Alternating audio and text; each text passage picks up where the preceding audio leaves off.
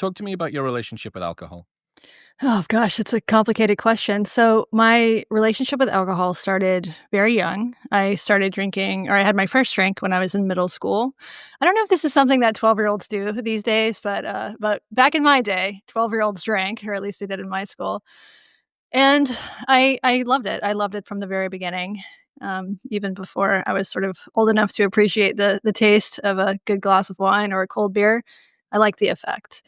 And so I drank in high school. I drank more in college, and by the time I was out of college, I was a barfly. So I spent a lot of time sitting on bar stools from 4 p.m. until late at night, oftentimes with men who were, because these were the sort of people who would be at bars drinking during the day, like men in their 50s and 60s. These were my people. And I lived like that for a really long time. I was a party girl, so I was a lot of fun back in those days. I gradually got less fun the more my drinking accelerated. By the time I quit in my late 30s, early 40s, I wasn't a party girl anymore. Most of my drinking was done solo and in secret. But that was it. And this was not abnormal among my peers and my friends. My life was lived in bars. This is what my friends and I did. And there were, of course, consequences to this. Some of them pretty terrible. I went to the hospital a couple times. I very memorably burned down a porch at one point. I had trouble I see your brow is sort of furrowing here. Do you want to know how I burned down a porch? Yes. So this was actually one of the times when I thought I was being a good girl, so I stayed home on, like, a weekday night, which was rare to me at this period of my life. This was in my my mid-20s. I spent when I say I was a barfly, I was at the bar almost every day. And luckily, this was at a time when Pabst Blue Ribbon was $1.50, you tipped 50 cents. So I was not didn't have my bar tabs were hefty for the amount of money that I was making, but still, my drinks were cheap. And so I stayed home one night thinking I'm doing the right thing. And I was also a smoker. And ironically, I was watching this fantastic television show. I can't remember what it was called, but it was about the New York City Fire Department. Dennis Leary was in it. So I was drinking at home by myself, taking regular cigarette breaks, and watching this TV show. And on one of my cigarette breaks, I failed to extinguish a cigarette. I just left it burning outside. And I lived in an apartment building. I walked outside. I saw some smoke and a fairly significant hole in the wall where the vinyl siding had started to melt. I went and got a glass of water first, tried that, splashed it on, it didn't work, went and got the fire extinguisher, tried that, that didn't quite work, it was still burning, and then I called 911, and they said, "This is 911, what's your emergency?" And I said, "Well, I'm not really sure if this is an emergency, I'm really more looking for advice." And so I wanted them to reassure me that I don't know what I wanted, I just didn't wanna get in trouble, basically. Eventually, they did come, and I had to bang on all of my neighbors' doors and tell them that the apartment building was on fire. And while the fire department was in my house, dragging a hose through my carpeted living room floor out to the balcony on my bedroom, I was outside in a patch of woods drinking vodka. And the next day, all of my friends knew about this. I lived in a really small town. I woke up to a friend of mine shouting from outside, "What the fuck did you do?" So everybody knew about this and frankly thought it was hilarious because that's the sort of community that I lived in. And I thought it was hilarious too. I mean, terrible, but also hilarious. So I had lots of sort of misadventures like that. I had trouble holding on to jobs. I dropped out of college once. I dropped out of grad school once. I did finish college. I didn't finish grad school. And alcohol just really dominated my life for my teens, 20s, and well into my 30s. And it got less fun and it got kind of more depressing as the sort of friendships evaporated as everybody else kind of got their shit together or didn't get their shit together and died. Frankly, a lot of people I know from those days are dead. And at some point I realized I was just sort of drinking alone, the last one at the bar, except the bar wasn't a bar, it was my house. And I was by myself scrolling on my phone during COVID, drinking alone as much as I could. I don't know whether you know, but the first 15 years of my adult life was spent as a club promoter. So Mhm.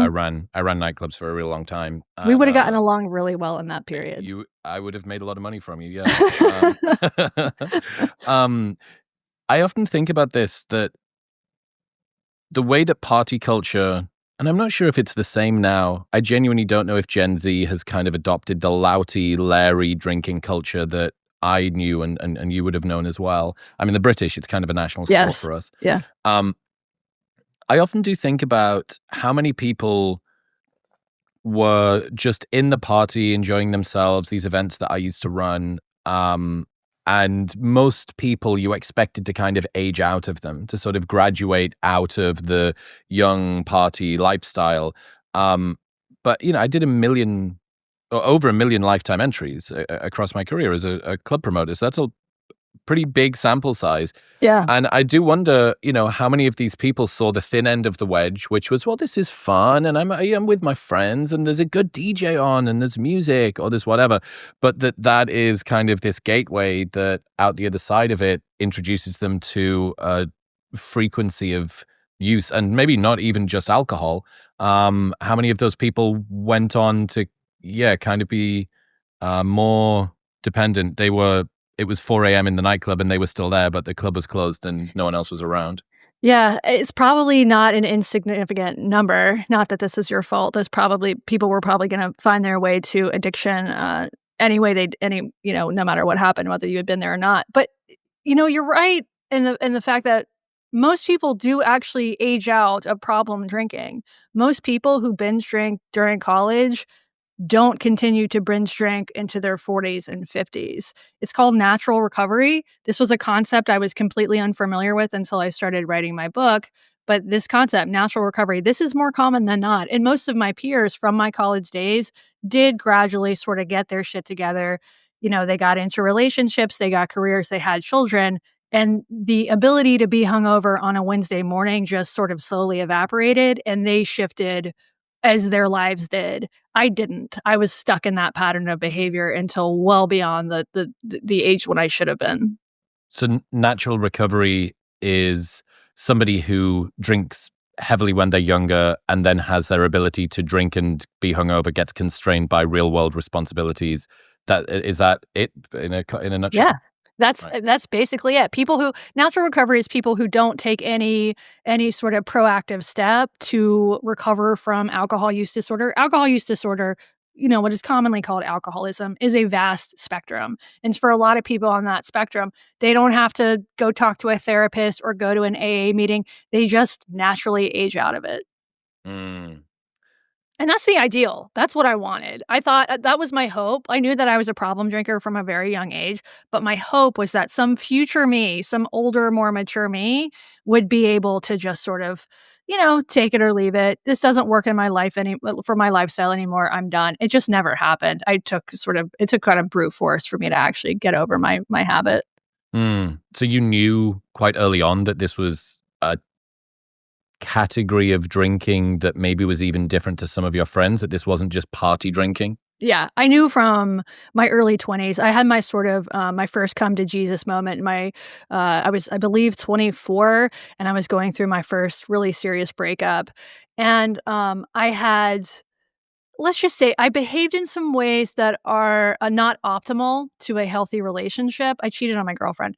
And when I was confronted with that fact, when she discovered this, because this was back in the MySpace days, when she read a message that I wrote to a friend of mine, sort of confessing to my friend what I had been doing. My girlfriend at the time, she came to the bakery where I worked. I had a brand new job. I was a barista at a bakery in Portland, Oregon.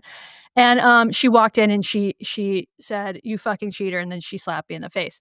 That was my first come to Jesus. Then she kicked me out of the house, and so it was like a bad rom-com where all of my stuff was out on the lawn, and that was my first moment of being like, oh, something is deeply wrong with my behavior, and either I'm a bad person, either I'm a sociopath, or I'm an alcoholic. I also, for a brief period, I convinced myself that the problem wasn't drinking, because I didn't want drinking to be the problem, because if drinking was the problem, then I had to quit.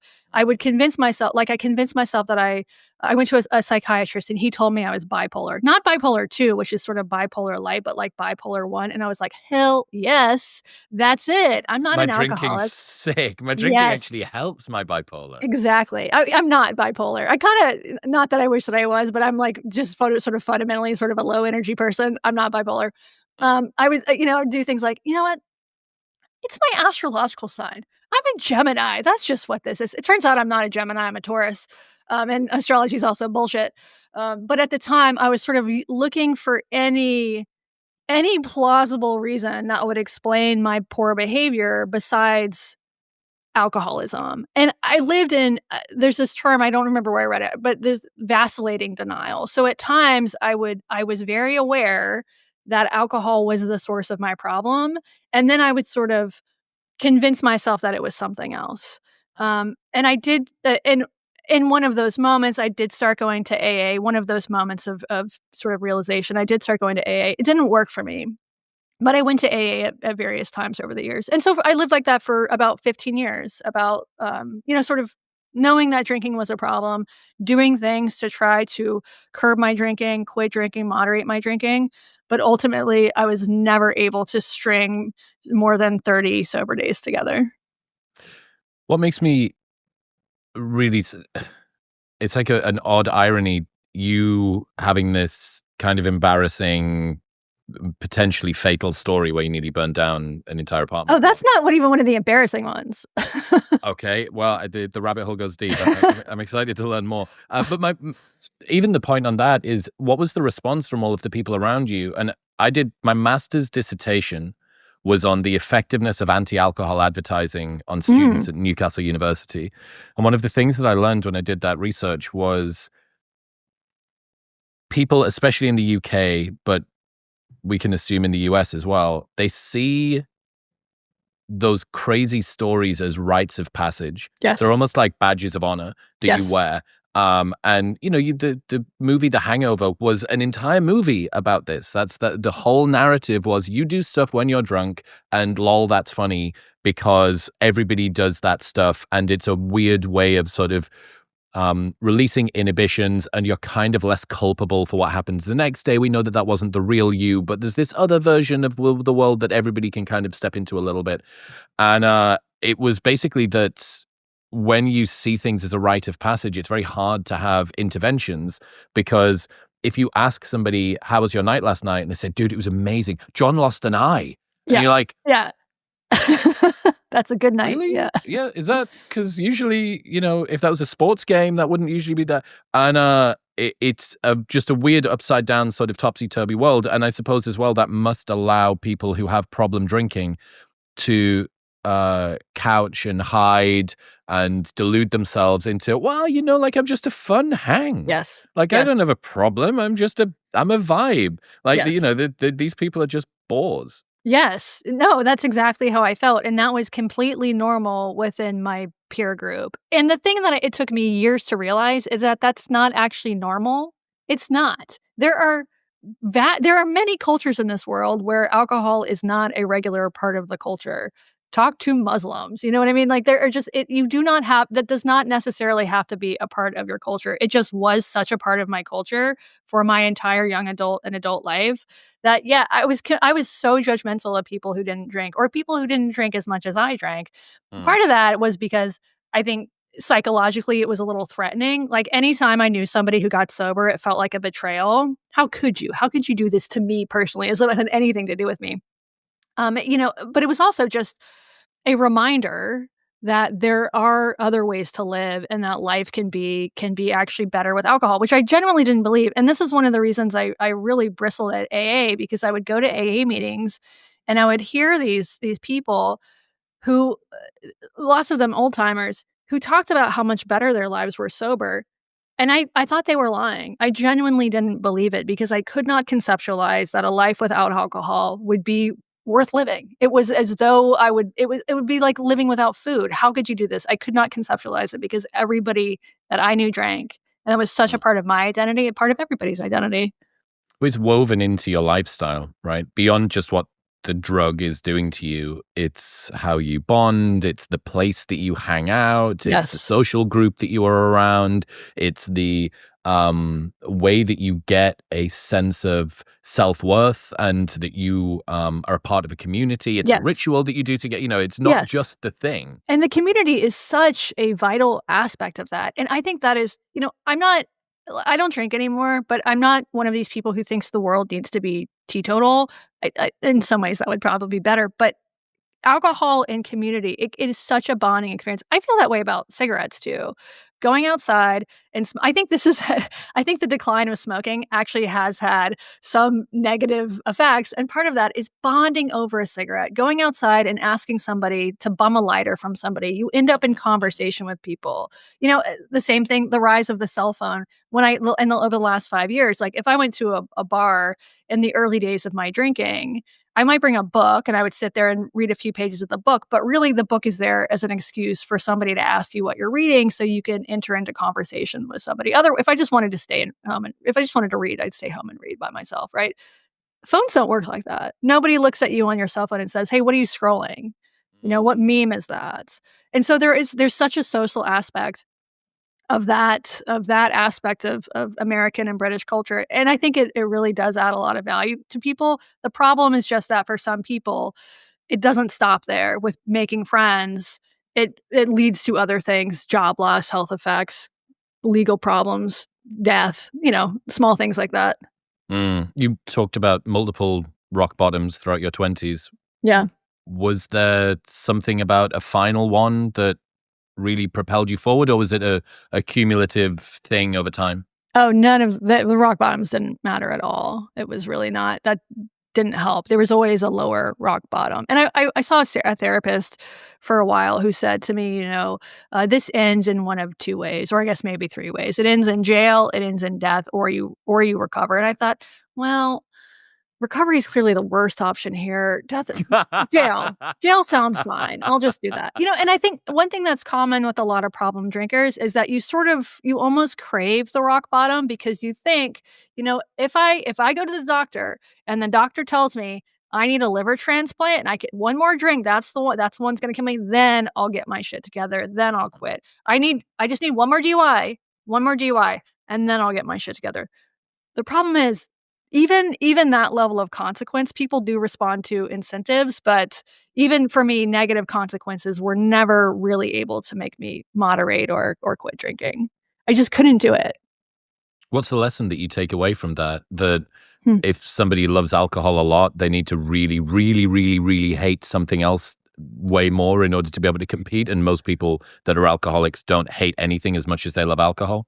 No, I don't think it's that. I mean, alcoholics do love alcohol, yes, but, I know that I love my family and my dog especially more than I love alcohol. I know that cognitively, but no matter how many times I woke up and told myself that today would be different, today I'm not gonna drink, my brain had been hijacked by alcohol. I felt unable to make rational decisions. I wake up in the morning, today will be different, I'm not gonna drink today.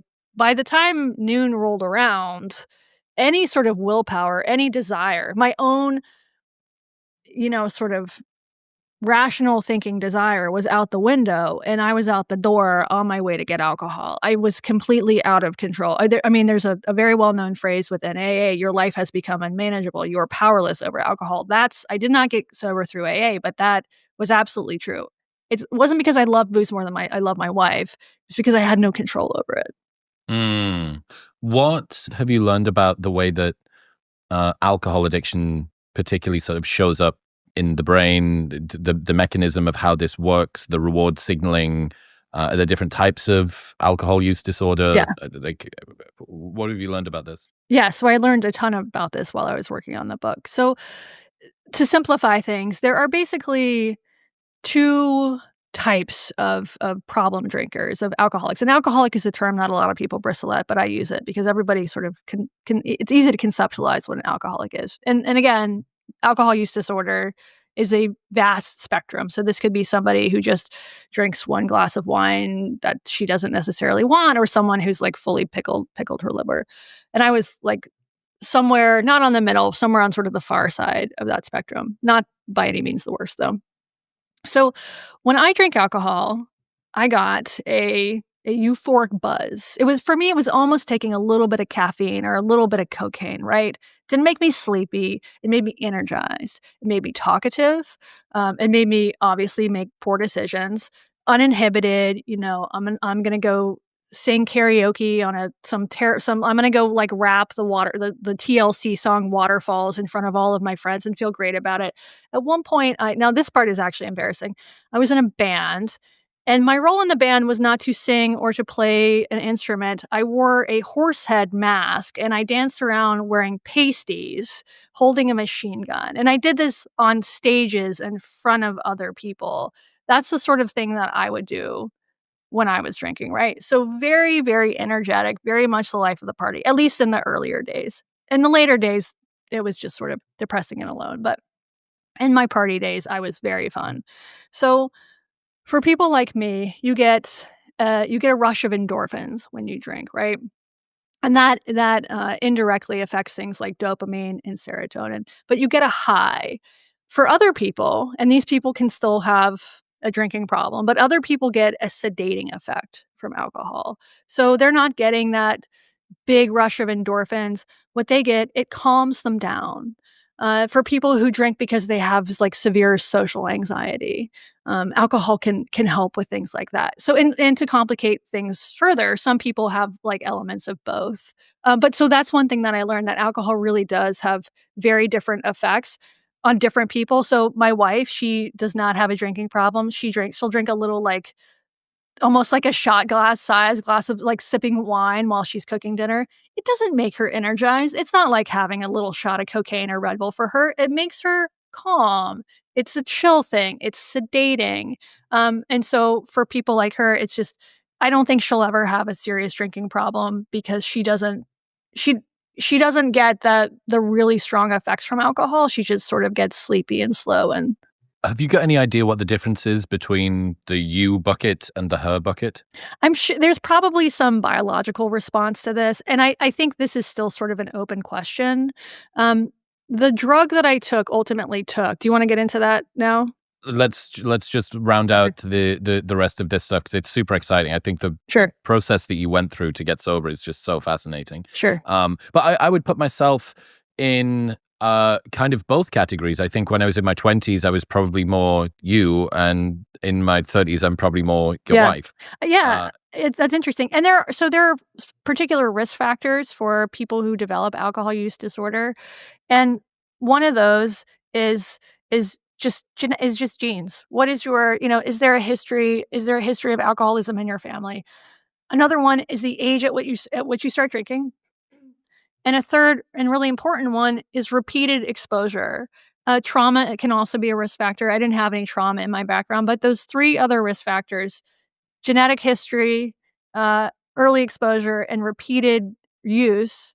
I had all 3 of those risk factors, and if I had had 2, a genetic history, and I started drinking earlier, but I drank once when I was 12 and I just never did it again, I mm. wouldn't have developed alcoholism, right?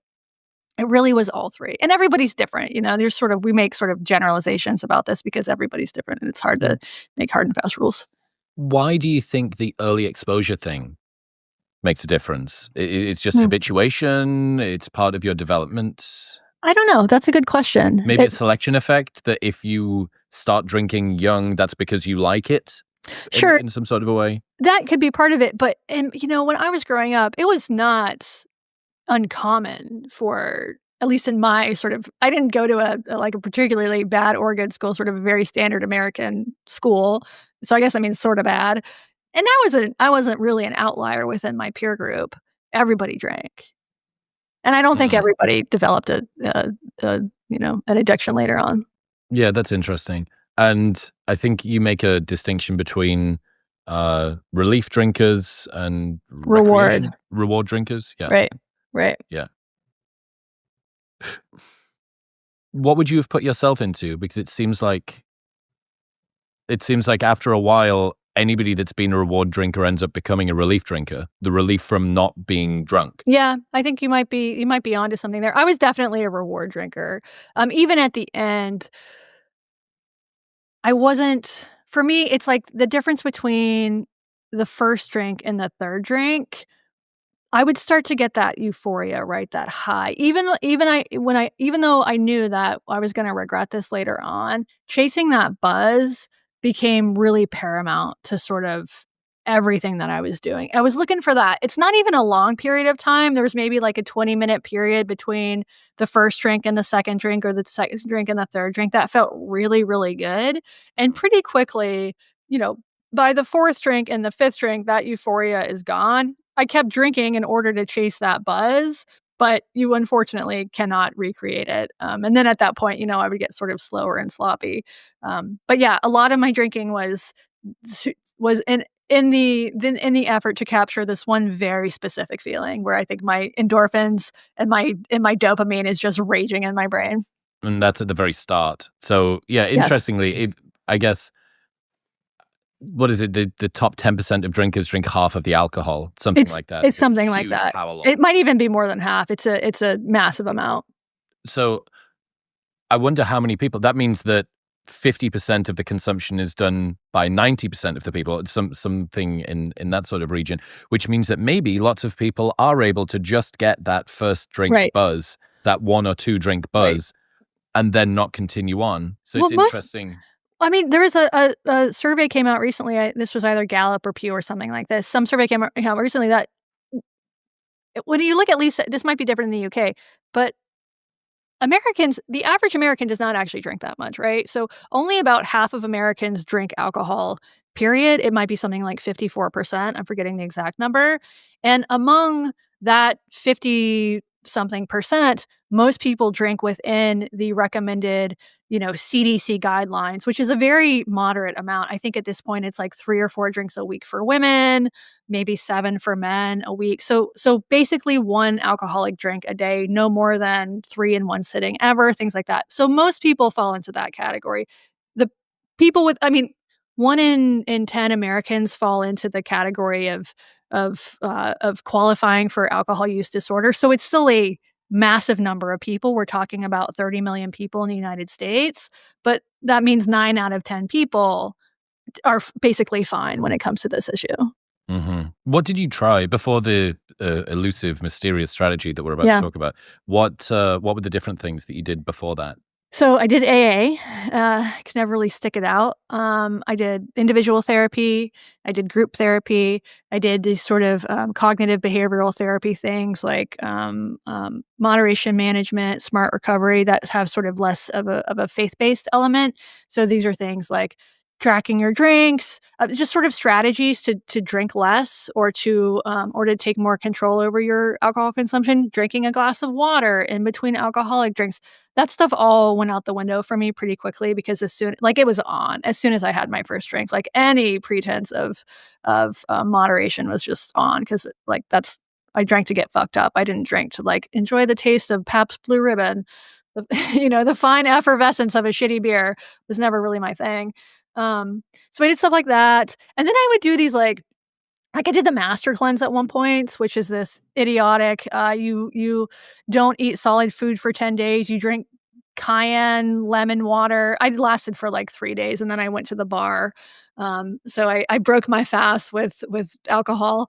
I would do stuff like that. I'm gonna get really into yoga. That's gonna solve my problems. Sam Harris's meditation app is going to save my life. I tried stuff like that. Um, Outpatient therapy, so I like group therapy with other people, who had similar problems. That was particularly, I would say, ineffective for me, and a lot of that was also based on principles of CBT. So going to these therapy sessions and, I have a worksheet and I like write down the names of 4 people I can trust. And I would write down like my mom, my dad, my sister, and my favorite bartender. So that stuff it just never really worked for me. And a part of that was honestly probably because I didn't take it seriously enough. But I did, I would show up. I did try things. I never did rehab. But I did try lots of other things. It sounds like white knuckling it with willpower isn't an option then. I tried that. I tried that every day. It just I'm like a weak-willed motherfucker. I just don't I don't I don't I've said this before, but for me, every day at the gym is day 1 because there's never a day 2. I've never been good at forming healthy habits and quitting bad habits. I sucked my thumb until I was 9. Like, I have always had a very sort of addictive, obsessive personality. And a lot of people who get sober are men, this seems particularly true of men, are able to channel that into fitness or adventure sports. Not me. I wish. I really wish. I think maybe if I had a maybe if I start, like, microdosing testosterone, I'll be like, "Yes, I'm gonna channel all Mm. of that energy into I'm doing gonna become an Iron pull-ups." Man. Yeah. Yes, yes. I'm not gonna become I might, like, watch 11 hours of television in a row. I can binge something like that, but I've never been good at sort of the healthy habits. There is definitely a sense of, the guys, the sort of classic mid-30s, mid-40s pivot toward endurance racing. I Yeah. think I mean, it's fantastic to put your efforts into something which is great for your health and very difficult to do and inspiring and all the rest of it. But I wonder what you're running from. I wonder what, and that's not everybody, but it is lots of people. And I suppose, for me, I have found a bunch of different outlets that training has been one of them, meditation's been another. Uh, if you don't have the capacity to sort of build that structure together, then that outlet is entirely precluded to you. Like Mhm. that avenue, you don't get to be the guy going and doing an Ironman. You don't get Right. to be the person who I'm going to go and do a 10-day silent meditation retreat because Right. my meditation's been so great recently and I've been really Right. loving it, and that's where I've been putting all of my effort. And I actually get dopamine and I get reward chemicals from the progress that I'm making in this new avenue here. I'm going to start a new business, or I'm going to, whatever, Mhm. do fucking crocheting, Mhm. pickleball, whatever you do.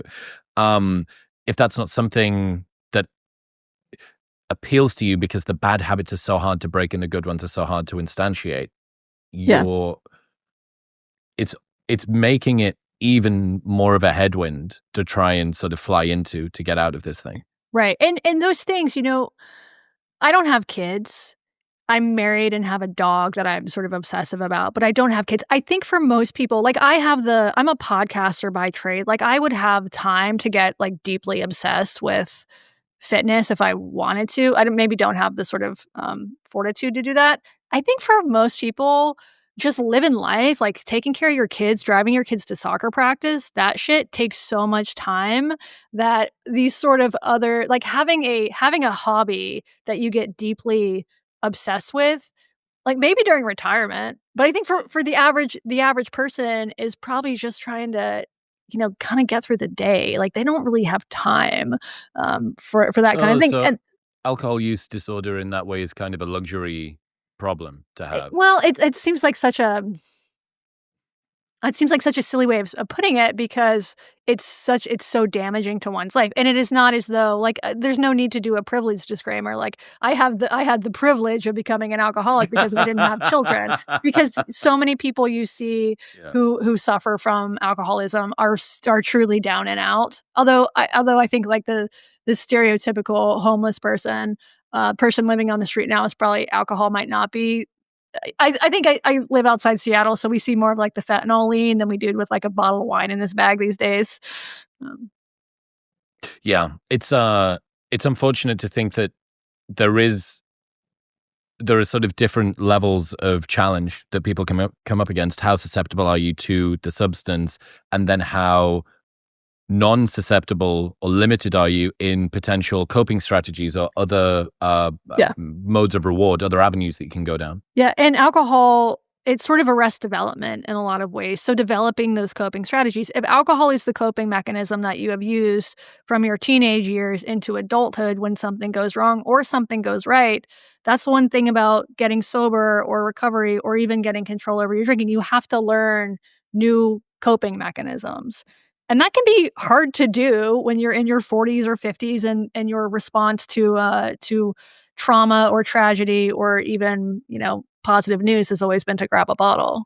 Mm. What does the history of addiction treatment philosophies look like? From Mm, the outside, it seems to me like AA was the gold standard. I know that in every TV show that I watch, it's always that, and the person always usually ends up being okay because the community and their faith sort of brings them mhm, back round. yeah, But it seems evidently like it's not a panacea for everything. right. It's not a panacea for everything. So the history of addiction treatment is pretty fascinating. So in the early days, before programs like AA, and obviously alcohol addiction has I think probably existed as long as alcohol is, and the first traces of human consumption of alcohol was found in some, like, pottery, some clay urn in China from 9,000 years ago, some traces of rice wine or something like that. So people have been drinking for a long time, right? And you can see in early writings and the archaeological record that there's some record of not like long-term treatment programs, but like somebody that you would s you could s somebody somewhere that you could go to dry out, right? And so that was sort of the early days of alcohol treatment were not based on long-term sobriety or long-term recovery. It was just a place to go to dry out, to basically survive withdrawal. So for instance, the guy who created AA, his name is Bill Wilson. Before he created AA, and this is, peer he wasn't the first person to start a peer group, but certainly probably the most successful in Western history at least. He went to this hospital in New York called the Towns Hospital. And he went there 4 different times, and every time he would go, they would give him the treatment du jour, which was, it was belladonna, which is basically a hallucinogen, it's a poison, and they would give their patients this, and they would withdraw using this substance. Apparently a pretty painful, pretty horrible experience. These days, withdrawal can be managed with sedatives and benzodiazepams, and it's not like so. I thought I'd never done a like formal withdrawal before I started writing this book, and my sense of what withdrawal would be painful, right? You have the DT, so delirium tremens, the shakes, you're ill, you're sweating on a floor somewhere. I had to absorb the message of alcohol withdrawal from literature and from pop culture. These days it's totally different. You can go to a center, basically sit in a recliner for a few days and they pump you full of vitamins and give you some medication and you're fine within a few days. This can even be done at home as well. But in the early days it wasn't like that. And there were all sorts of sort of uh maybe not super effective kind of miracle cures, that were marketed at the time, and then Bill Wilson in the 1930s, so this is a guy who'd been a stockbroker, his life had absolutely deteriorated, and he was at this Charles Towns hospital, and he had this sort of come to Jesus moment. He had it might have been a belladonna hallucination, but he had this moment where he saw a flash of light and he was sort of reborn in that moment as a sober man. And then at some point and so he stayed sober for several months, and then at some point within the first, I think, 6 months, maybe 4 months, he was on a work trip in Akron, Ohio, and he was fighting the urge to drink. There's this concept called alcohol, excuse me, what's it called? I'm forgetting now.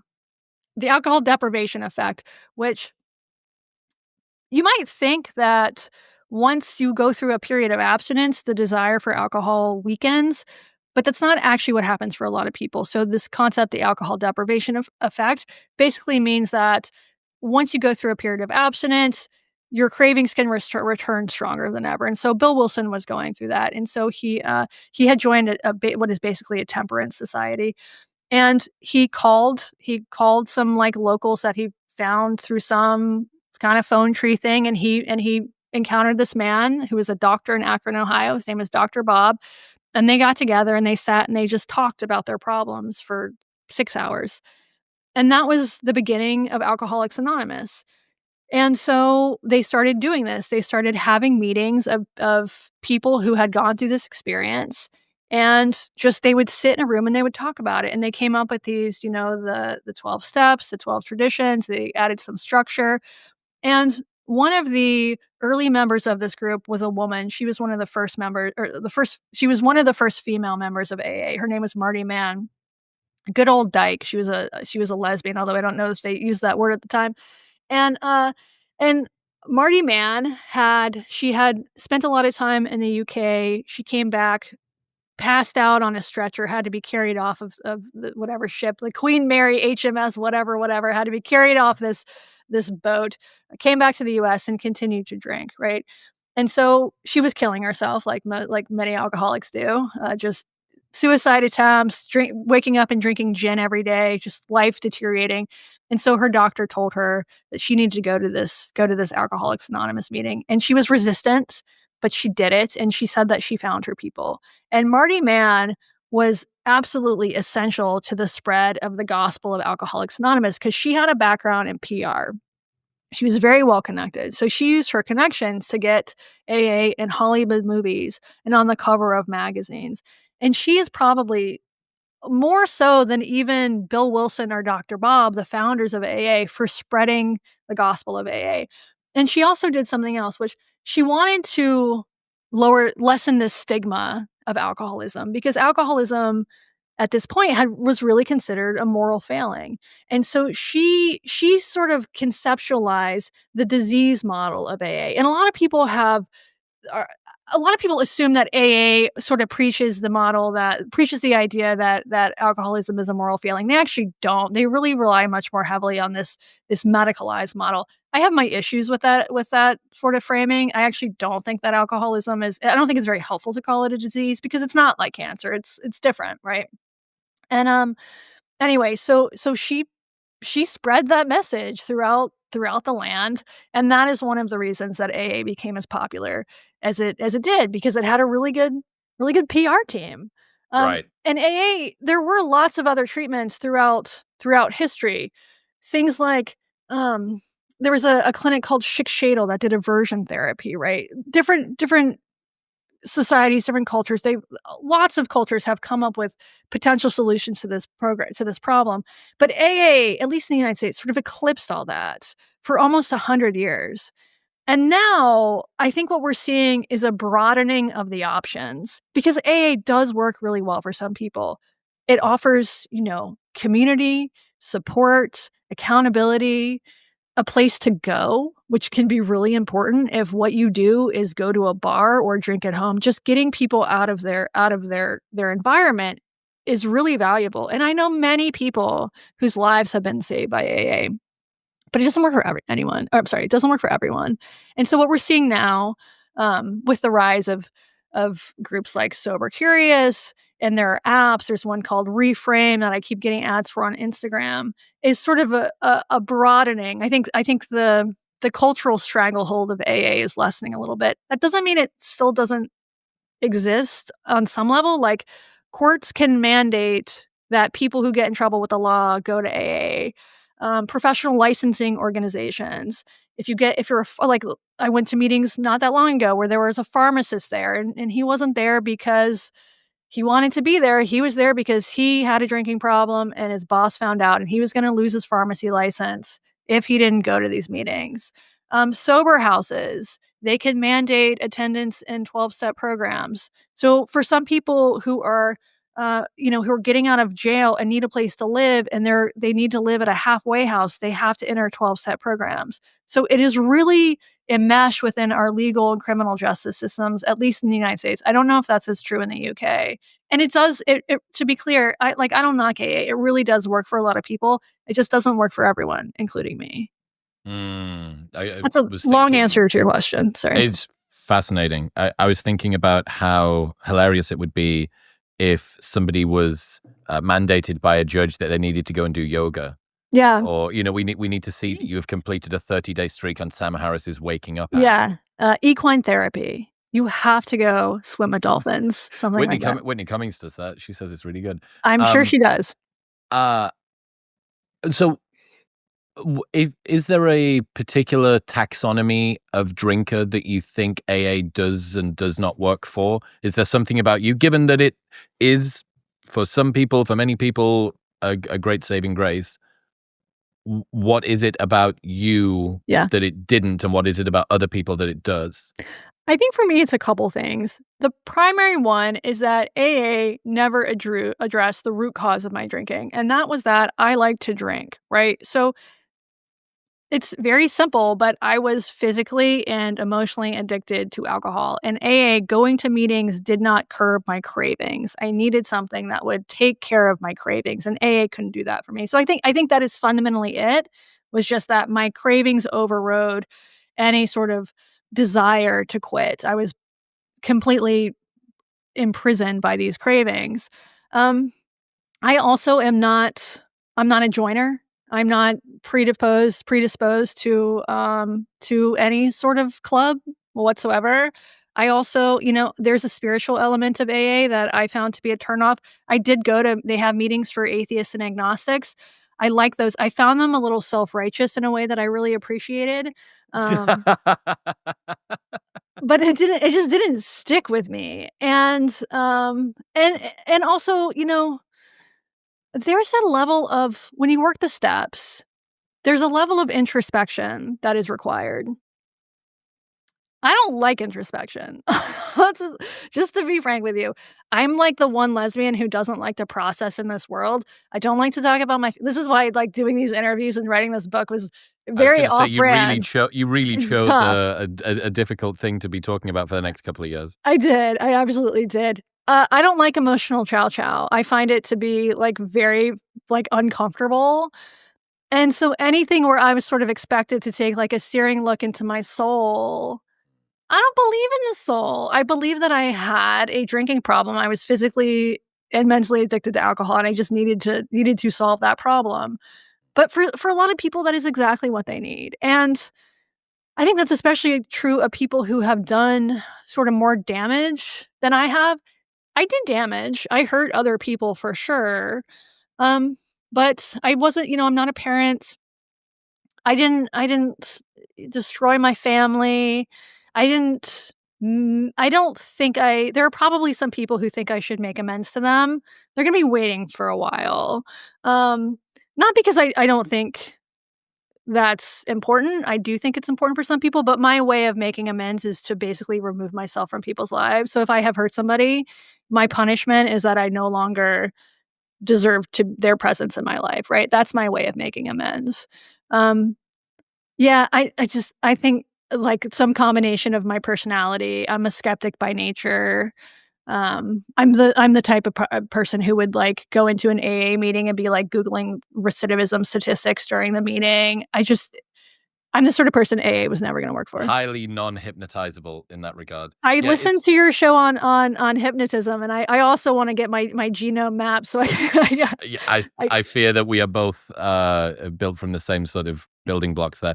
yeah. Um, I think you touch on something that's really interesting, which is most people when they think about a person who's going to go and attend AA is, well, this person knows that their drinking is bad, but it's just out of their control, and Mhm. it's destitute and they're despondent and they don't enjoy it, but they're gripped by this sort of evil thing, and it's at the bottom of a bottle. And then there's other people who go, I think drinking's pretty awesome. It Yeah, makes me feel pretty good, yeah. and I need to quit, but don't want to stop.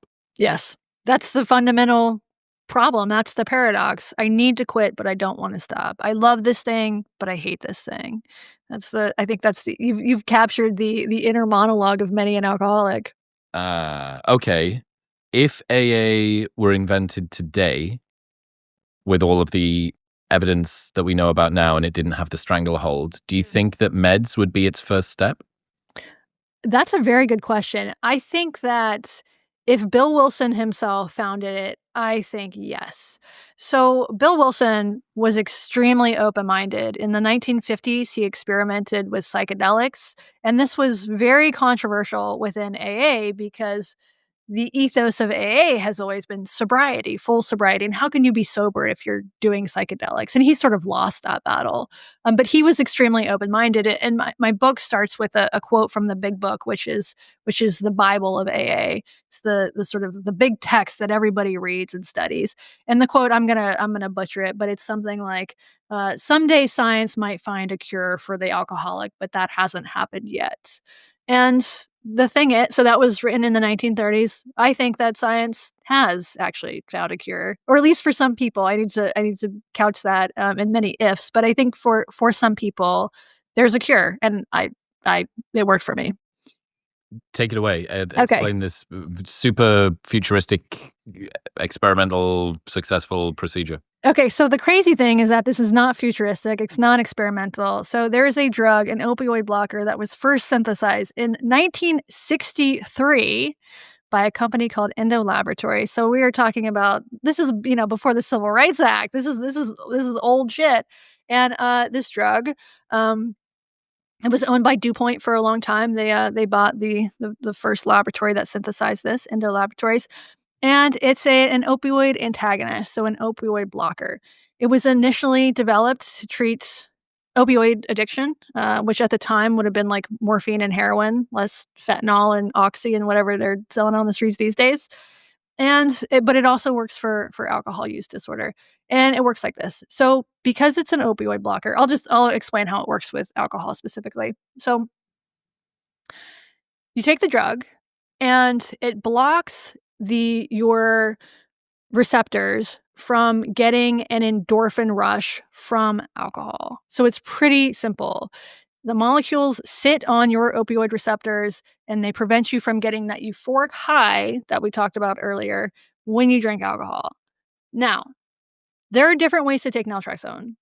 The way that is most commonly prescribed is not the way that I did it. So the way it's most commonly prescribed is for people to take it every day, whether or not they plan on drinking. So you wake up in the morning and you take this drug and it curbs your cravings. And for some people, that works.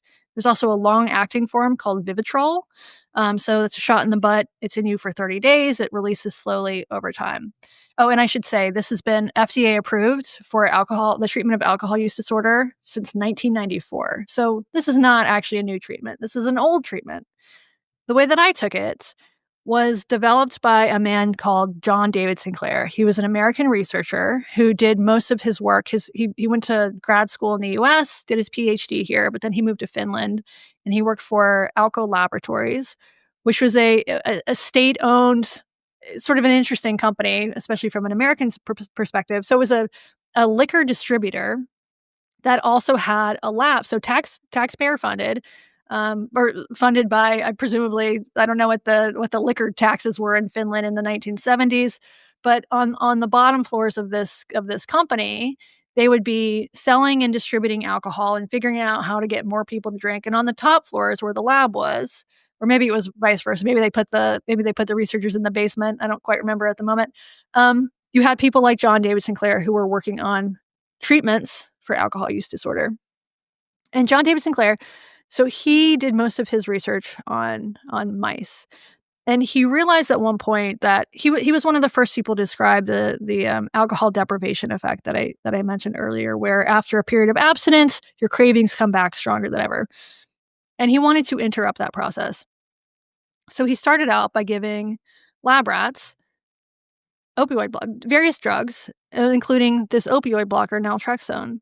And then he would give them access to alcohol. And what he found was that these lab rats whose opioid receptors were blocked because of this drug, they would over time, and this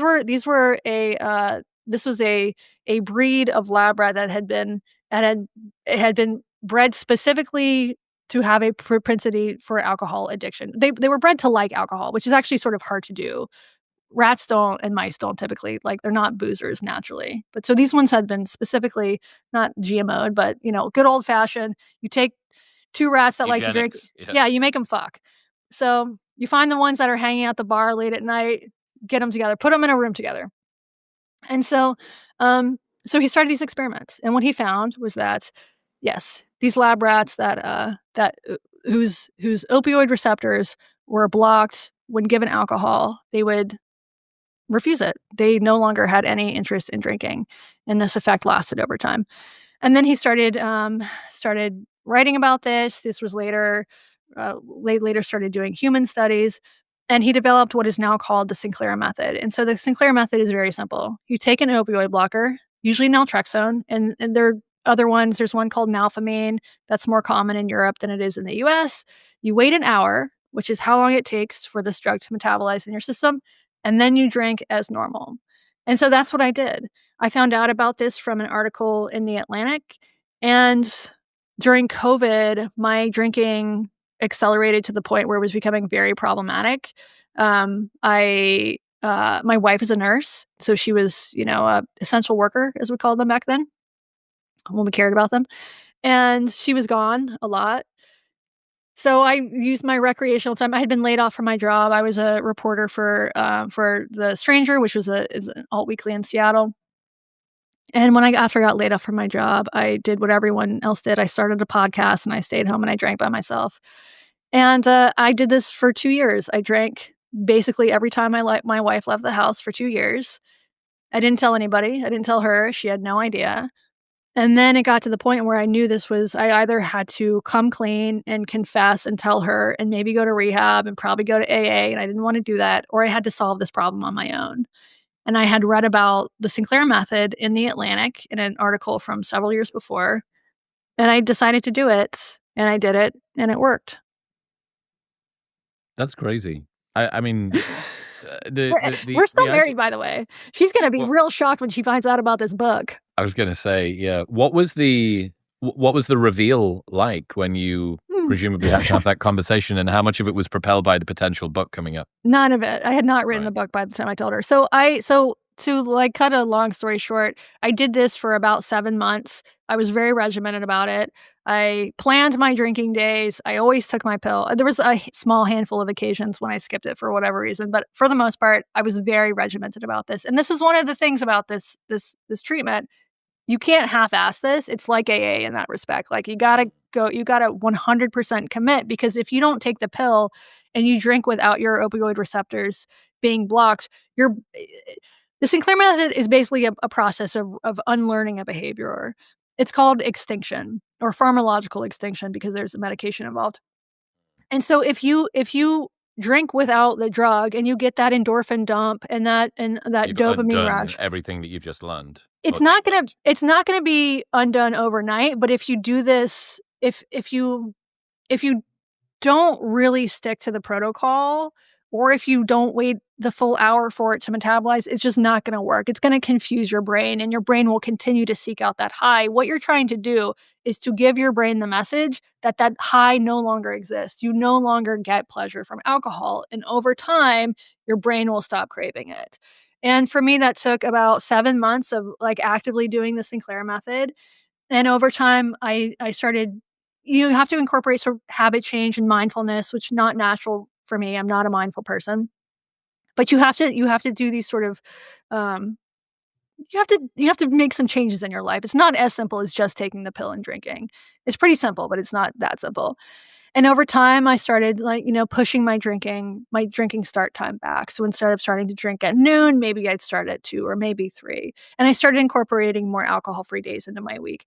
And alcohol-free days are exactly what they sound like. So that's days when you're not drinking and you're not taking the pill. And that's what's different about the Sinclair method than sort of the daily use of this drug, taking it every morning, or the shot Vivitrol, which is in your body for a month. You only take it when you're drinking, and on the days when you're not drinking, you don't take it because you want your endorphin receptors to be keyed up, and on those days, you go out and you do things that are gonna spur a sort of natural high, go for a hike, have good go eat good meals, get laid if you can, you try to retrain your brain into seeking pleasure elsewhere because you're no longer getting it from alcohol. So I did this for about 7 months, and then I decided to try for an alcohol-free month, and it was easy, and this had never been easy for me before, but it was uncomplicated, and after that month, I just never started drinking again, and it's been 3 years since then, and I didn't Wow. tell my wife. I didn't tell her. I waited an extra I wanted to, like, get a year of sobriety under my belt before I told her, and then a year came and went, and honestly, I had stopped thinking about drinking. Like, I think about drinking now because I'm promoting this book, I wrote the book, it's more a part of my life, but for that period of time between quitting drinking, between my last drink, and deciding I was gonna write this book, I just didn't think about alcohol, and that's what I wanted because, you know, everybody sort of knows about the physical effects of alcohol, right? The headaches, the hangovers, the shakes. But for me, the killer was mental because alcohol was on my mind 100% of the time for most of my adult life, right? And for people who haven't experienced addiction, I think the best way to sort of explain it is like when you have a crush on somebody or you're newly in love with somebody and all you think about is that person, like you're going to work, you're having conversations with your hopefully not with your spouse, but you're like everything in your mind is focused on this desire. That's what addiction was like for me. So I thought about it. I spent 20 years of my life thinking about I still managed to, have a career and a life and relationships, but I spent 20 years of my life thinking about alcohol almost every moment of the day. It was in the back of my mind. And the Sinclair method and this drug freed me from that. So I basically stopped thinking about it. And then I told my wife after it was more than a year, I think it was like a year and a half after I told her. She was surprised, for sure, but not mad. I, like, married well above my weight, both physically and morally, and so we're still married. My wife was, like, sad for me that I'd gone through this thing, but she was also, I think, impressed that I had solved I had a problem and I fixed it on my own, and I would never advise people to be like, "Do this without social support," because in everything that you do, social support is gonna make it easier, but I, didn't do that. I did The it in lone secret. skeptic again, Yes. as is on brand. Yeah. I mean, I Um, did talk to people because I was also doing a lot of research about this, and so I'm a journalist, and so I would when I had questions, I would call people, and there's a robust online community. That's sort of one of the ironies about the Sinclair method is that this is one of those cases, and there aren't many of these, where you can get better information typically from, like, Facebook groups and Reddit and YouTube than you can from your own GP. So I was involved in these online communities and having conversations about it and interviewing people, but I wasn't talking about it with the people who mean most of my life. why is it that doctors are still hesitant to prescribe naltrexone or talk about it or educate about it, even if it's got strong evidence? So there's lots of answers to that question. The first answer, I think, goes back to medical education. So I don't know how it is in the UK, but in the US, historically, addiction medicine has been a very, very small part of medical education. So I talked to doctors who are, in their 40s and 50s who did 4 years of medical school, then 4 years of residency, maybe did some extra training. Now they're GPs, they're family doctors, or they work in an ER. So they're seeing people every day who suffer from some kind of substance abuse disorder, whether that's alcohol or anything else. And they're in that, 8 years of medical training and education, the entirety of their training on addiction was maybe 1 hour. Maybe they were told to attend an AA meeting. So historically, it has just not been a part of medical education in the US. This is changing. So there are currently 3 drugs that are FDA approved to treat alcohol use disorder. Naltrexone is one of them. There's also Antabuse, which has been around since the 1950s or been FDA approved for the 1950s, and there's one called, acamprosate. So and there's also various off-label other drugs that are used on an off-label basis. Now, every med student who goes through a psych rotation is going to get education on at least those 3 drugs. So this is changing, and it's changing really rapidly. Part of this has to do with the opioid crisis, I think. So for a long time within the recovery industry, the idea of harm reduction was sort of anathema. Nobody, not nobody, but a lot of these institutions were based on 12-step principles, and in 12-step principles, like, you don't tell people to go take Suboxone or methadone. You tell them to seek help from, to confess their to admit that they're powerless, to go to meetings every day and sort of will their way through it. But that doesn't work very well for opioid addiction. And so there has been a shift in recent years towards principles of harm reduction and medication assisted therapy. So that's part of it. Just straight up, doctors are not educated. The Sinclair method has an added barrier to uptake, which is that it requires drinking.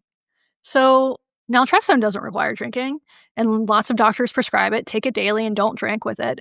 But The Sinclair method gives people permission to drink, and that's gonna be a tough sell for a lot of doctors. Not just because right, and for families, and for this it sounds You're like gonna it do what? right. You're telling me I can cure diabetes with donuts? Like, it sounds crazy. I understand that.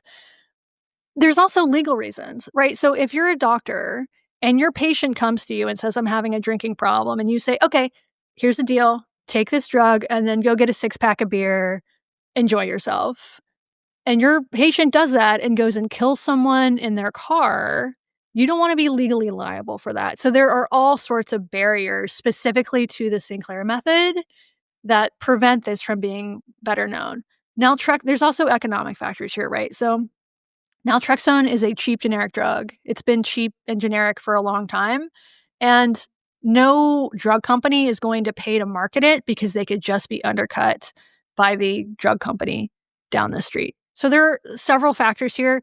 Another one, another theory. There's a guy named Percy Menzies. He was a drug rep for DuPont, and so he was one of the. This was back in the 80s. He was one of the first people trying to sell this drug to doctors, or I don't know if drug reps like that term, but trying to get doctors to adopt this drug for use of treating heroin addiction. And Percy found when he would go talk to doctors that they were completely uninterested in it because at that point, more methadone had sort of cornered the market. They thought that they had this gold standard and they weren't interested in anything else. The other thing is this is an opioid antagonist. It has the word opioid in it. And so Percy thinks that doctors could be just straight up turned off by that because it's not an opioid. It's an opioid blocker, but it sort of emotionally feels like you are giving opioids to your patients. It's no, opioids are sort of they're on the outs these days. Yes. Yeah. It's poor branding right now, Yes. I would say, to try and get that done. It feels to me like the whole kind of alcohol use disorder world has been over moralized and under medicalized. Yes. I think that's kind of how it feels. I think you're completely right about that. It's sort of ironic because a lot of people will say, if asked, they'll say, yes, alcoholism is a disease, but it's not a disease that we typically treat with medications. And again, I have complicated feelings about that framing. I don't think it's For someone particularly who's helpful. unsure that it is a disease, but Right, something right, that you should treat with medications right, right, or could treat with medications. right, and naltrexone doesn't work for everyone. I want to be really clear with this. So earlier we talked about those two types of drinkers, right? Reward drinkers and relief drinkers. And this information, I learned this all from a guy named Joe Vopicelli. He's this fantastic clinician and researcher out of Penn. And Joe's studies, he's been working with naltrexone for decades, and some of his early studies were used for the FDA approval of this drug. And Joe explained this to me. For reward drinkers, people like this tend to be binge drinkers, right? The people who are going to clubs, um, dancing in the town fountain, whatever. People who get energized from alcohol. Naltrexone can work really, really well. It's almost he actually used the term miracle pill, which is not something. This is like a this is a real doctor here. This is not a term that doctors typically use. It can almost be a miracle pill or a miracle cure for that population. For the other types of drinkers, relief drinkers, people who get the sedating effect, it has almost no effect. Why? I think it's okay. So part of this is like sort of an open question, but the theories that I read and I heard from researchers is that it has something to do with one particular allele. So one particular gene variant. It's called ASP40, and the mu opioid receptor. So possessing that allele does not guarantee that naltrexone will work for you, but it's a strong indicator that it may work. If you don't have that allele, it's a strong predictor that it will not work. Right. Okay. And that will tend you toward a particular type of alcohol use and a particular type of response to alcohol too. That is the theory. Yes. Right. That's interesting. I've just checked. I You checked your have it? genetic and lab reports. The ASP40 variant you're asked for refers to the OPRM1 and A11-8G polymorphism. Looking through your genetic reports, you do not have the ASP40. Your OPRM1 result shows the AA genotype, ASN40, ASN40, meaning you do not carry it. So no, so I would be useless. It might not. It would be interesting to do you drink now? No, Okay. it was an interesting journey, I guess, with regards to alcohol for me. I never had a problem with it in terms of a dependency, Mhm. but I was a party drinker. You know, every 2 Yeah. weeks I would send it in club promoter fashion, and then it got toward the end of my 20s. So what we're talking about now, 28, I think 27, 28 would have been the first time I did it. So maybe 9 years ago. And I know that low and no movements are kind of all the rage, and morning ice plunge parties Mhm. and run clubs and stuff are kind of everywhere. Yeah. 10 years ago, 9 years ago, that really was not the case Yeah. at all. It was not trendy to be against the grain with regards to even social drinking. And there was just some inclination that I had that alcohol was holding me back, Mhm. even though I wasn't using it that frequently. I do get bad hangovers. I think I tend toward low mood sometimes, and if you Mhm. do, and then you crank a hangover on top of it, like that's really going to turn it up. And I I just had one really bad hangover one day, and I was like, I'm not going to drink for 6 months. And I just had this idea in my mind, so I went 6 months sober, and loved it. And then I was in Bali and had a Corona. I was like, okay, I've done my 6 months, and I'll break it when I'm in Bali, and I'll go back to I'll see what drinking's like. I did it for 3 months, really didn't like it. I was like, I'm going to do another 6. Went back for 1 or 2 weeks after that, had a couple of beer nights out, and did it for 1,000 days. And Mhm. then since then, basically, I'll drink less than 5 times a year, and it'll be a Mhm. beer or a couple of beers or something Th like that. And I'm curious, when you drink, what is the effect? Do you get high, energized, sort of fast, or does it chill you out? It's a good question. And it's harder to answer than you might think, like, it does Mhm. e even I would say in the past it might have been, and this is what I said earlier on, in my yeah, 20s, it reminded of being more energized and it yeah, being enthusing. Also would have been coupled up with right. unspeakable, unpronounceable drugs from a guy in a toilet somewhere as well, which, will supercharge anything. Yeah. Well, and there's also the social aspect, right? So if you're going out and your friends around and there's loud music and you're dancing, that's also going to be a natural amplifier of this sort of euphoric effect. And I think it would be hard to parse out, is that the booze or is that the mood? Atmosphere, yeah, the Right. collective effort, or it's set and setting for alcohol. Mhm. That But whereas now, if I do have a beer or a glass of wine or something, it's as we're trying to work out why everyone's commenting on the Ukraine when they don't have any expertise in it over a good steak at dinner, like that. It's Yes. a very different sort of atmosphere. Yes. And maybe that is the sort of thing that I want. And also, I've generally chilled out. Yeah. I'm not sending it in the same way that I used to previously. Anyway, I made a big song and dance about this because it was as the show was starting, and it was a big part going sober, or what I called at the time elective sobriety, which was like choosing to as a productivity strategy as opposed to for some sort of need. Yeah. Um, Sober maxing. Sober maxing, that's it. It's correct. Yes, yes. Uh, I mean, I still am. I don't think I need to kind of fly the flag for it so much anymore, but it was a huge part of my identity for the first sort of 3 or 4 years of the show. The reason I don't think I need to talk about it quite that much is it's less of a big part of my life because it's more just habituated, and that's kind of the way that I exist.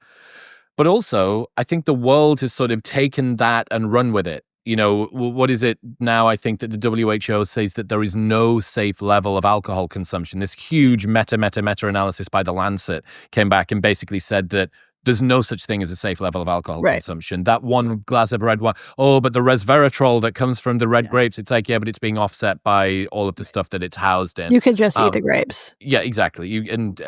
It's not good. There is no benefit. The one benefit that you could see is to go like a Warren Buffett style approach, which is the stress of trying to be perfect will kill you more quickly Yes. than your Yes. imperfections. Right. And I can see a place for that. But if you're looking just straight up Right. physiologically Huberman pilled, like this is not the direction to go down. But it was a huge, huge part of me and my life. And I remember, even for me, right, as somebody who wasn't dependent, wasn't drinking that regularly, was around the party scene a lot. Um, I remember how triggering it was for all of the people that I used to party with when I'd say that I wasn't drinking. And especially if Mhm. you're in your 20s, and especially if you're the club promoter, you're supposed to bring the party. And Yes. that meant that when I said I wasn't drinking, the responses that I got from people were, as far as I could see, really outsized. I was very surprised by how triggered other people were by it, by how mean they got. Mhm. I was kind of in a fortunate position that I was the top of the tree within this industry, so there was only so far that you could, like, it's like taking the piss out of Joe Rogan for the microphone that he's not using anymore. And you're like, yeah, but he's like the guy that runs it, right? Right. So it's, Right.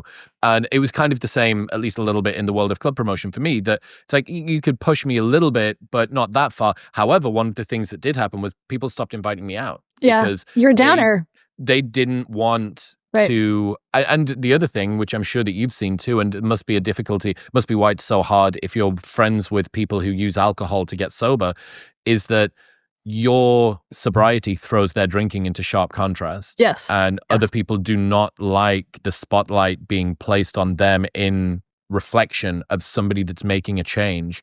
And yeah, I mean, I wrote so much about this, about the fact that if the only friends that you can bear to be around are ones that you have to drink to be able to spend time with, then you don't have friends, you have drinking partners. If the Mhm. events that you're attending are ones that you need to consume alcohol to be able to get through, then the problem is not your alcohol use, the problem is the shitty events that you're going to. Like, just this endless list of very obvious insights in retrospect that were all couched underneath this lifestyle that uses alcohol. Like in the UK, I don't know whether this is the same in the US. I haven't seen it here, even though I fly a lot. In the UK, if you go to any working class town airport, Newcastle, Manchester, Liverpool, Birmingham, something like that, if you go to any of those airports between the months of March and October, summer holiday-ish trips, 6 in the morning, 5 in the Yeah. morning, the bar will be open and people will be treating the opportunity to have a beer like it's like it's naughty, like it's sort of it shouldn't be allowed, but we're going to treat ourselves to something. And I always found that so fucking cringe. Like It is. Yeah. I always found it. So I was like, oh my God, the highest point of of subversive like anarchistic contribution that you can have is having a beer at 5 in the morning.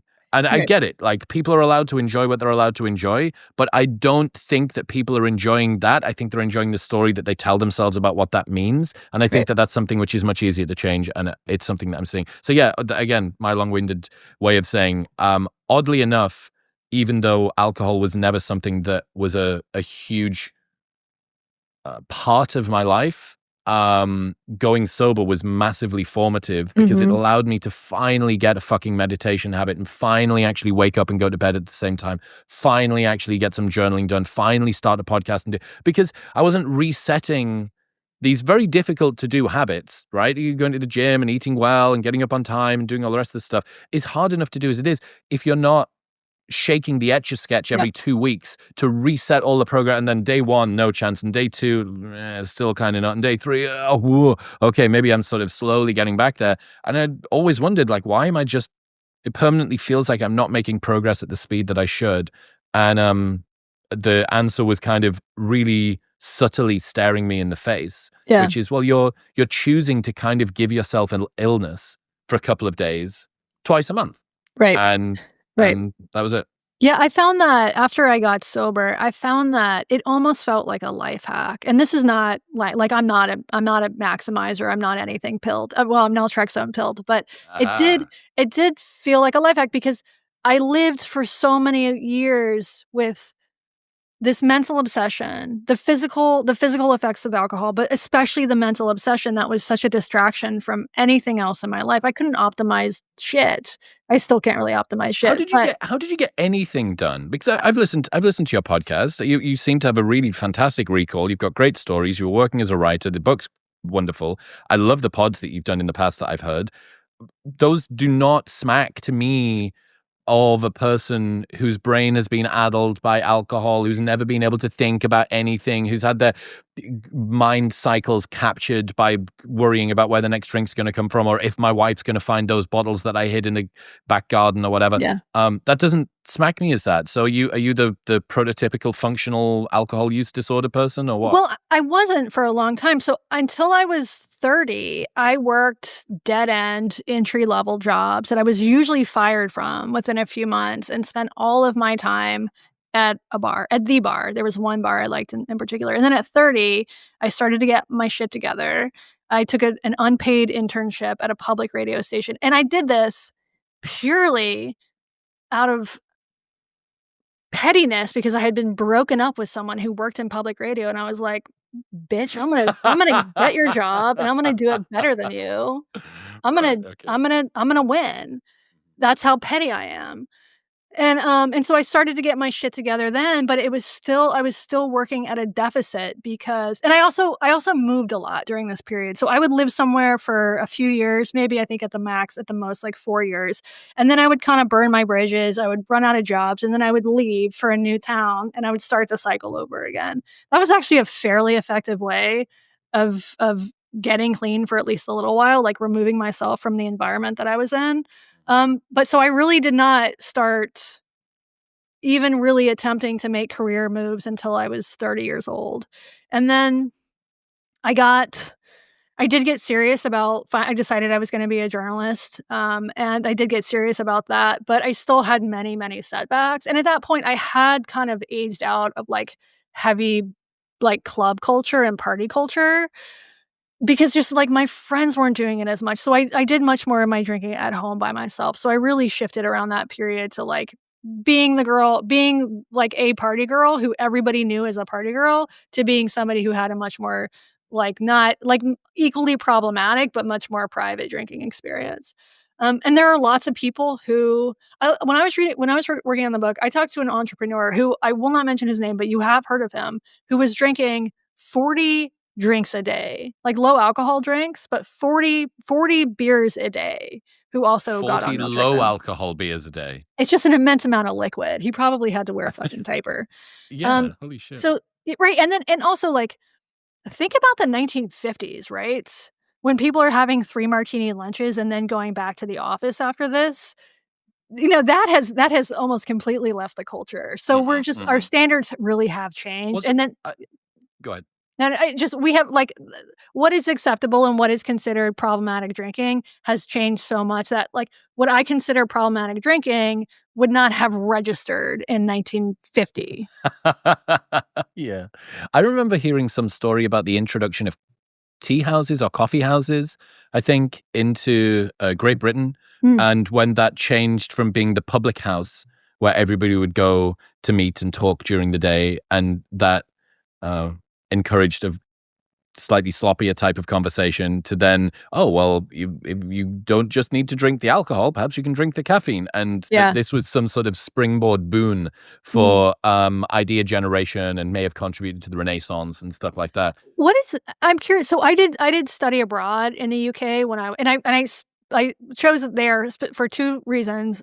One, the drinking age is what, 18, and I was 20 at the time, or 19 or 20, and 2, this is the less important reason, you speak English. And so I did study abroad over there, and I had classes on Monday all day and then Tuesday until noon. That was my entire work week. My school schedule ended at Tuesday at noon. And there was a pub on campus. The student union was an actual union, and there was a pub and pool tables, and we drank fucking snake bites, that Yep. horrific, like, Half cider, half lager with a the little bit of black currants. currant juice in it. Yes. Yeah. Just Yep. and it's, like, worse coming up the next day. It's Yep. disgusting. Yep. And just the drinking culture there was I loved it. Absolutely loved it. But I'm curious, Good I mean, people. yes, in the US we have definitely seen, like, we can see this in polling. Gen Z is way less boozy than, millennials and my generation was. They're also having less sex, they're seeing each other less, there's all sorts of downstream effects, I think, connected to the phone. But, has this changed in the UK at all as well, or are people still boozing it up there? I think it's very similar. My colleagues and ex-business partners from the industry that I spent my life in, it does feel a little bit to me like I sold Bitcoin at $120,000, Mhm. because the market has really hit quite an aggressive downturn. Um, it's it's just not the done thing, and it is a confluence of all of this stuff, because if the nightclubs are less busy because more people, you're not just competing as a nightclub with the darts round the corner or the Huberman podcast telling you that you shouldn't be drinking alcohol. You're also competing with Netflix and HBO and Yes. TikTok and just the fat vegetable culture, right? I'm Yes. just going to veg out on the couch, and you're competing with changing dynamics in terms of what people tell. Well, weed is now more Mhm. prevalent in the UK. I know it's massively, maybe even to the stage where more Gen Z smoke than drink now, Hmm. I think. So there's a lot of competition for what your potential Yeah. substance of choice is, whether it's the environment that you're going to be in, whether it's the people that are around you, whether it's the social norms about that, whether it's the education level that you've got and the understanding of the health effects, whether it's the alternatives that you've got to get a buzz on, whether it's the screens that can stop you from going out of the house at all, whether it's the social anxiety from being, Yeah. arrested development during COVID. It really is, in many ways, a perfect storm to stop people from drinking. Yeah. And in many ways that's good. But I mean, we are already seeing how quickly the world's turned. Only a decade ago, for me, it was revolutionary to say that I wasn't going to drink. And now we have, I think I saw a Scott Galloway clip the other day of him saying, I would way rather someone go out and get smashed than sit in the house and like stare at the screen, Yeah. because very quickly, as with everything, the pendulum has swung so quickly back the other way that, well, oh no, we're worried about this thing now. We've got to be Right. concerned about the isolation. Yes. So And yeah, it's I think vicious. that's a completely legitimate fear, because it's not just that young people aren't drinking, which it's hard to argue that that's not a net positive, but they're also not socializing with each other in person. And I cannot see that as a net positive. They're not having sex, which, maybe there's some net positive there as well for, we want people to be responsible with their bodies. But if we have, generations of people coming up who don't know how to interact with each other in person, I don't know. It was, I mean, that rite of passage thing that I said, it really is. And as much as could I have learned the lessons that I needed to without going out and partying? Maybe, but given that whatever it is, maybe 90% or 95% drink 50% of the alcohol, it seems that most people aren't graduating into becoming alcohol dependent. Yes. And if that's the case, there's probably a pretty good argument to be made that it is maybe a net positive, that it does sort of expedite your learning. How many people met their partners? I mean, meet your girlfriend in a nightclub. Is that the best place? I At don't know. least the at least the girlfriend for the week or the Yeah, night. that's true. That's true. That's true. Um, yeah, it probably is. There is certainly something that's been lost from that, and the sort of massive surveillance culture that we Mhm. have, I think, that made everybody much more worried about messing up or Yes. doing something embarrassing. We used to do this bar crawl called Carnage, which was a t-shirt bar crawl, and you wore the t-shirt as your ticket, and then there was tasks on the back that you had to tick off, like pulled a pig, swapped shoes with a random, Wait, pull a pig? pulled a pig, like got off with somebody who's really ugly and fat. Oh, Um, that's terrible. That is yeah, it so was awful. it was 2006. Oh, Okay, yeah. so we were allowed to. Makes sense. It was a different world, and Different one. means a different thing in Austin. That's a barbecue joint. True. That Larry Louty culture you would not even be able to get 2 feet down the street with that in the Yes. modern world, because this fucking surveillance state run Right. by gullible volunteers, this sort of Stasi for the Angry Birds generation, Yes. would have captured everything. So you pulling the pig or you throwing up in a bush somewhere, that is immortalized on the internet for the rest of Right. time. Well, And and it at an even younger age, when I was a kid, when I was 15, my parents left me at home for a weekend. I hope they're not listening to this. If they are, I'm sorry. I fucking took their car and I drove around all weekend. I had a giant party at their house. They never found out.